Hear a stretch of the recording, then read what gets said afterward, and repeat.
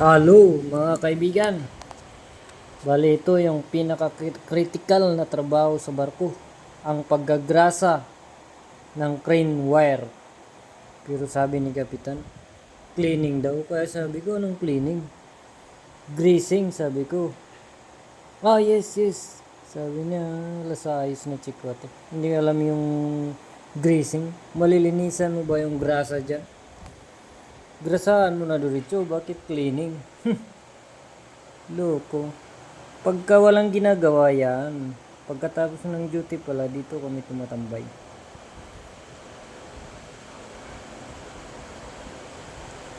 Bali ito, nag-launching po kami ng lifeboat para matisting kung talagang gumagana para pagka emergency walang kaproblema. Kaya yun. Basta mga pugi, kami lang mga pugi yung nandito. 4 lang kami. Kasi mga pugi. Basta mga pugi, laging yun yung tinatawag.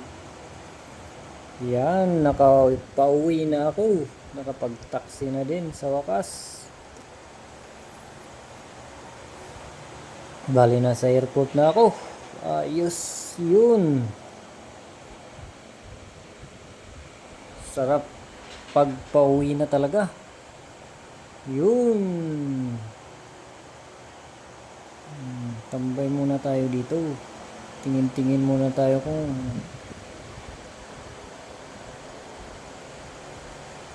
so yan na mga kaibigan. Ikot naman tayo sa airport. Mahal ng bilihin dito. Tingin-tingin lang tayo ba? Baka may magustuhan tayo pero gusto lang, hanggang gusto lang. Hindi natin bibilhin. Ayan na. Naka-boarding na tayo sa aeroplano. Bale yan na. Patakbo na yung aeroplano natin. Yan. Palipad na siya. Ay, hindi pa. Yan, lumipalipad na pala. Palipad pa rin. Palipad pa. Yan, nagbubuelo na. Yun. Yan. Paangat na. Umaangat na konti. Yan. Grabe pala pag pauwi na talaga eh.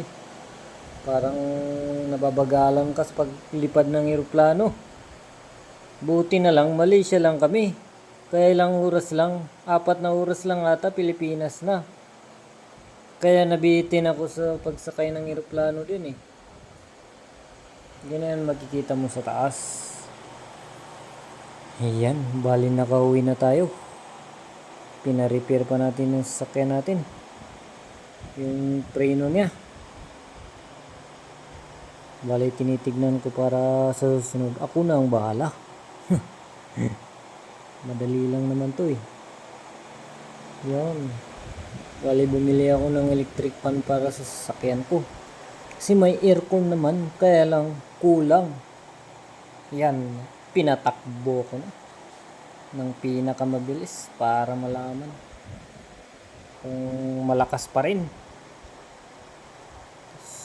Nag-spray muna tayo sa ating lupa. Ngayon, pinasorbi ko naman. Sorbi naman para masimulan ng trabahuin kung saan talaga yung pwesto ko dyan. Ayan. Bali, nagpiknik muna kami. Oh, grabe kagaling. Kagaling tong mga tagaluto ko. Ayan. Nanay, bakit mo tinakpan? Yan. Luto din ako ng dinakdakan. Patsamba na lang. Basta makaluto lang. Yan. Tignan mo nga naman. Oh. Sa loob ng 10 buwan, ngayon lang nakatikim. Dito naman, nag-ani naman kami ng patatas. Para may gawin naming binhiyan. Kasi binili namin yan Kano yun? 200 per kilo. Kaya import yan. Galing Bukidnon. Yan. Grabe dito sa amin. Ang lamig. Bali 3 linggo kami dito. Hindi man lang nag-init. Ganyan lang lagi. Grabe naman. Umuwi pa kami. Ganyan din. Bumili naman ako nung birthday ko. Regalo ko to sa birthday ko. 6,500. Merrell na sapatos.